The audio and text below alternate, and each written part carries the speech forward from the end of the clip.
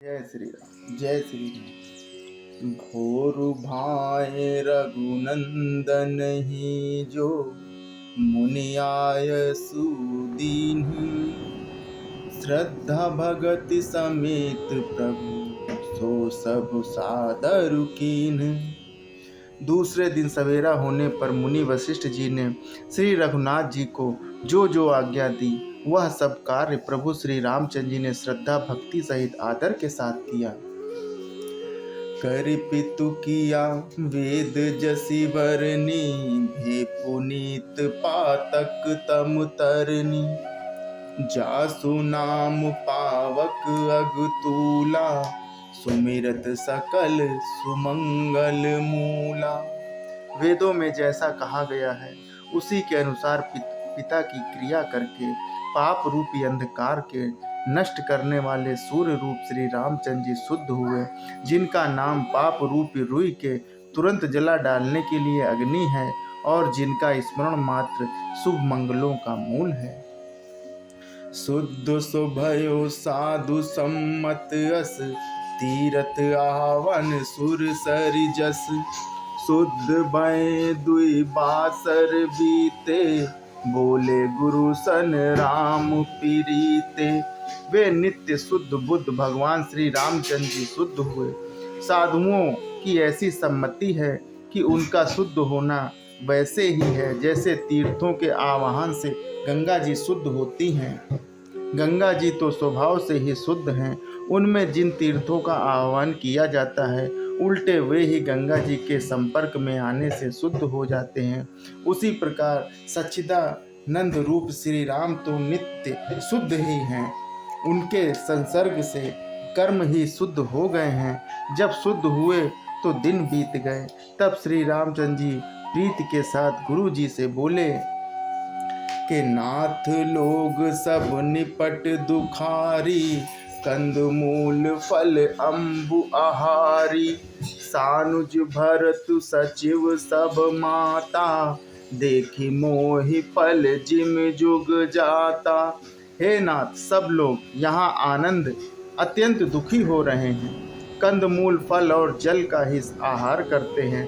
भाई शत्रुघ्न सहित भरत को, मंत्रियों को और सब माताओं को देखकर मुझे एक एक पल युग के समान बीत रहा है।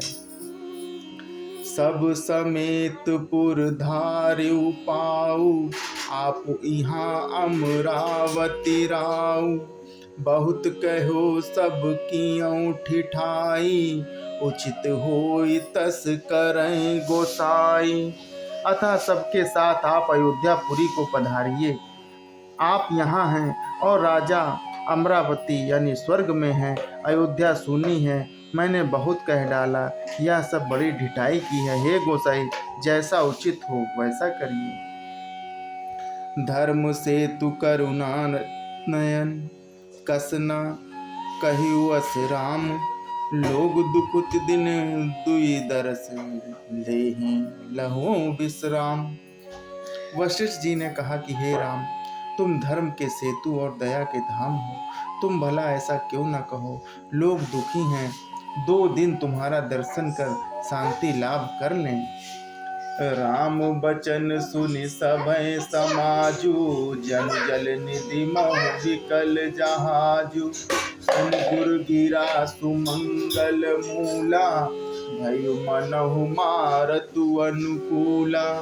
श्री राम जी के वचन सुनकर समाज भयभीत हो गया, मानो बीच समुद्र में जहाज डगमगा गया हो। परंतु जब उन्होंने गुरु वशिष्ठ जी की श्रेष्ठ कल्याण मूलक वाणी सुनी तो उस जहाज के लिए मानो हवा अनुकूल हो गई हो। पावन पैती हूँ काल नहाई, जो बुलो की अग ओघ नसाही। मंगल मूरति लोचन भरी भरी, निरखई हरसि दंडवत करि करि। सब लोग पवित्र पयस्विनी नदी में अथवा पयस्विनी नदी के पवित्र जल में तीनों समय सवेरे, दोपहर और सायंकाल स्नान करते हैं, जिसके दर्शन ही पापों के समूह नष्ट हो जाते हैं। और मंगल मूर्त श्री रामचंद्र को दंडवत प्रणाम कर करके उन्हें नेत्र भर भर के देखते हैं। राम शैल बन देखन जाहि, जहाँ सुख सकल सकल दुख नाही, झरना झरहि सुधा समबारी, त्रिविध ताप हर त्रिविधि बयारी। सब श्री रामचंद्र जी के पर्वत कामदगिरी को और वन को देखने जाते हैं, जहाँ सभी सुख हैं और सभी दुखों का अभाव है। झरने के अमृत के समान जल झरते हैं और 3 प्रकार की शीतल मंद सुगंध हवा तीनों प्रकार के आध्यात्मिक आदि भौतिक आदि दैविक तापों को हर लेती है।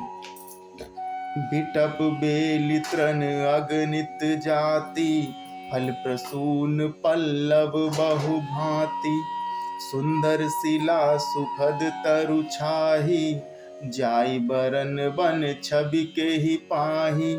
असंख्य जाति के वृक्ष लताएं और तृण हैं तथा बहुत तरह के फल और पत्ते हैं। सुंदर शिलाएं हैं, वृक्षों की छाया सुख देने वाली है। वन की शोभा किससे वर्णन की जा सकती है। सरनि सरारोह जल विहग, पूजत गुंजत भृंग, वैर विगत बिहरत विपिन, मृग विहंग बहुरंग। तालाबों में कमल खिल रहे हैं, जल के पक्षी कूज रहे हैं, भौरे गुंजार कर रहे हैं और बहुत रंगों के पक्षी और पशु वन में वैर रहित होकर विहार कर रहे हैं। कोल की रात भील बनवासी, मधुसुचि सुंदर स्वाद सुधासी, भरी भरी परन पूटी रचिरूरी, कंदमूल फल अंकुर जोरी। कोल की रात और भील आदि वन के रहने वाले लोग पवित्र सुंदर एवं अमृत के समान स्वादिष्ट शहद को सुंदर दोने बनाकर उनमें भर भर तथा कंद मूल फल और अंकुर आदि की जूड़ियों अंटियों को लाते हैं। जय श्री राम, जय श्री राम।